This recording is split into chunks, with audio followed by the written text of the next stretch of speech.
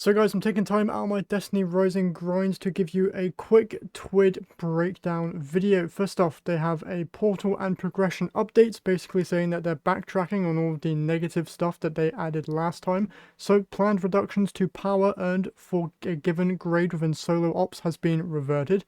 Planned reductions of engrams earned in Encore, Starcrossed, and Whisper have been reverted, and the planned change for prime engrams to require decryption in the tower has been reverted. In Ash and Iron, they're increasing the number of drops for Liminality, Inverted Spire, and Onslaught, as well as Widow's Court. Active timers have been rebalanced for Solo, Pinnacle, and Fireteam Ops. Fireteam Ops has a greater value for speed versus killing all enemies. New increased number of drops for many more activities in Fireteam Ops. Team is working on finalizing which specific activities we can buff, and we'll share more details after we finish validating the change. And they are removing unpopular mods like Grappler from the Fireteam Ops matchmaking pool, though this will still be selectable when customizing. Portal buffs, chance of prime engram drop per completion. Activities with more base completion rewards, such as Liminality and Inverted Spire, will provide more chances for prime engrams to drop, and we are working on creating more consistent portal reward experiences for the upper power climb in Ash and Iron. This will be power 500 to 550, and then they just go over some buffs that we already knew about them adding new weekly challenges, improved gear teardrops, and gear attunements to the Desert Petrol raid, and the timer bonus earned will grant 5% minimum score if you make the timer in the portal. Your account highest power will be used for reward score rather than equipped power, and conquests are now replayable. Moving on to new stuff though, heavy metal will be returning with a new event pass, including the heavier duty emblem for achieving rank 5, the new sword hollow foil for hitting rank 10, which I believe is a brand new sword that can get Eager Edge and Burning Ambition on it, so that's going to be a very good sword, and if it's the one I'm thinking of, it looks really cool, so a lot of people are going to be going for that. And a brand new kinetic shotgun hollow foil for hitting rank 15, which I also think is a brand new weapon, which I believe is going to be a stasis shotgun that can get chill clip, and it's a double fire frame. So if those two weapons are coming with heavy metal, might be a good time to jump in. And you'll of course get the Griffin Exotic Sparrow for achieving rank 14, which is a sparrow with guns on it, so it's pretty funny to use. And the heavy metal emblem will also be returning, which is very, very cool. So this will be Twitch drops available throughout heavy metal. Watch participating streamer for 1 hour to get this really nice emblem.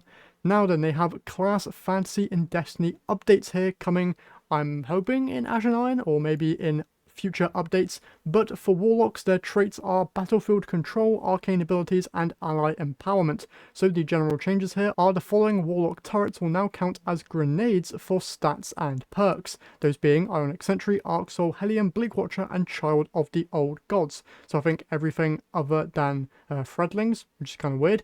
But then Empowering Rift class ability will now generate neutral game ability energy over time, and kills while standing in an Empowering Rift will now generate bonus ammo progress, 15% for special and 10% for heavy, which is pretty good. Titans, your traits are apparently Aggressive Onslaught, Damage Mitigation, and Artillery Expert. Artillery Expert though is being missed out a bit there, so the changes they are making is that the Howl of the Storm stasis aspect will now grant 2 melee charges, and they've changed the stasis crystal spawn pattern and added 4 more crystals. And for Bastion, the Void aspect, it will now have a faster cooldown in PvP.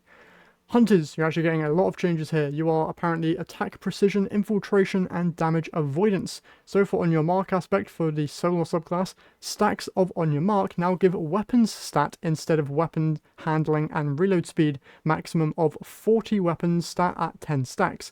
Rescaled stack count to max out at 10 stacks. Precision hits now give 1 stack, and precision final blows now give 2. Precision final blows at 10 stacks now cure you instead of giving radiant.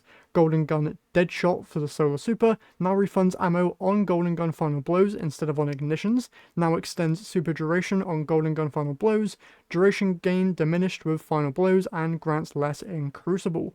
Marksman Dodge class ability now reloads all weapons on activation and now picks up nearby ammo on activation as well. Pretty cool stuff there. If you go into PAX West, they're doing a panel there, so there's going to be creator lore panel apparently, so very cool stuff there. There's an emblem that you can get for watching, I believe, the live stream that they're doing of that on Thursday, the 28th of August. So if you're interested in that emblem, you can tune in there. Destiny Rising, for those who don't know, launched today. And if you play through Destiny Rising enough, you can get this cool Destiny 2 emblem, which is very, very nice. And then there's last call to donate in support of the Ronald McDonald House charities in order to get another snazzy looking emblem. And that is it for this week's TWID. If you guys enjoyed, leave a like, subscribe, and I'll see you all in the next one.